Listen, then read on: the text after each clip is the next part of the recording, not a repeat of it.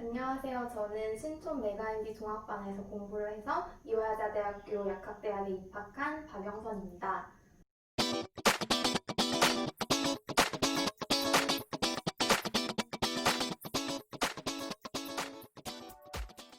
저는 초시 때에는 타 학원에 다녔었는데요. 18년도, 19년도 1월부터는 신촌 종합반을 다니게 되면서 더 열심히 공부를 했고 마지막에는 약학대학에 합격할 수 있었습니다. 제 피트 점수는 256.4점이었고요. 토익은 945점, GPA는 92점 정도였습니다.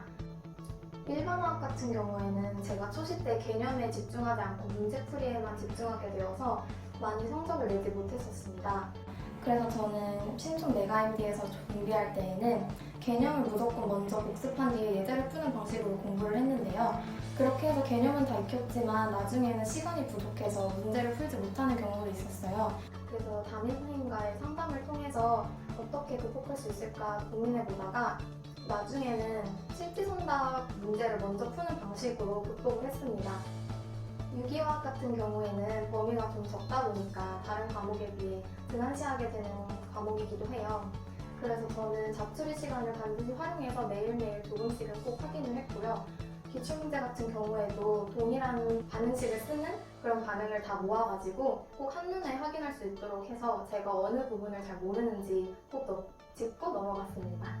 일반물리 같은 경우에는 제가 초시 때 가장 자신이 없었던 과목이기도 했는데요.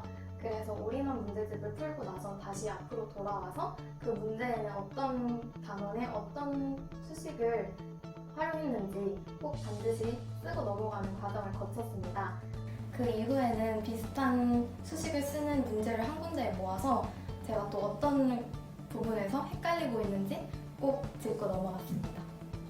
일반 생물은 개념 정리가 되지 않은 상태에서 문제를 접하게 되면 가장 무의미한 과목이라고 생각합니다. 저는 손으로 직접 쓰는 과정을 통해서 많이 복습을 했는데요. 저는 컴퓨터 파일을 정리하듯이 큰 제목, 소재, 그리고 세부적인 내용으로 정리를 했고 이를 계속 반복하면서 내용을 습득할 수 있도록 노력했습니다. 저도 날씨가 더워질 때쯤에 슬럼프가 한번 왔었는데요. 모의고사 성적이 계속해서 오르지도 않고 더 이상 어떤 과목을 어떻게 공부해야 성적이 좋게 나올지 가늠이 안 갔습니다. 그래서 저는 담임 선생님과의 상담을 통해서 학습 방법을 조금 바꾸어 보았는데요. 제가 원래는 계획 없이 공부를 하는 편이었습니다.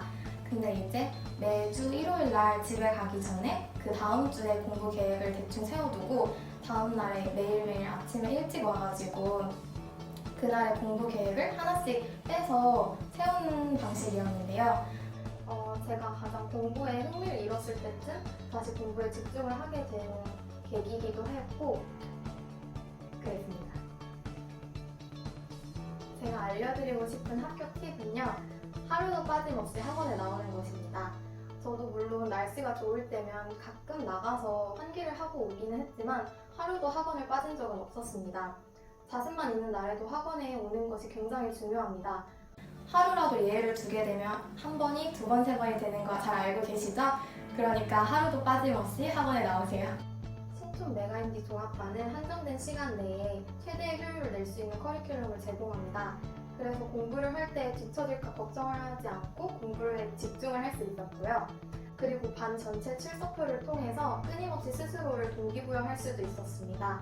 가장 좋았던 점은 담임 선생님과의 꾸준한 상담을 통해서 공부 방법에 어떤 식으로 변화를 줄 수 있는지 관리받는 것이 좋았습니다. 제가 마지막으로 꼭 드리고 싶은 말은 고민하는 데 시간을 너무 많이 할애하지 말라는 것입니다. 저도 물론 고민을 많이 하긴 하지만 저는 그 시간이 아까워서 차라리 그 시간에 공부를 하자 마음을 다잡고 바로 공부에 매진을 했습니다. 그러니까 고민하고 그런 것에는 너무 큰 시간을 쏟지 마시고요. 그 시간에 꼭 공부를 해서 건승하셨으면 좋겠습니다.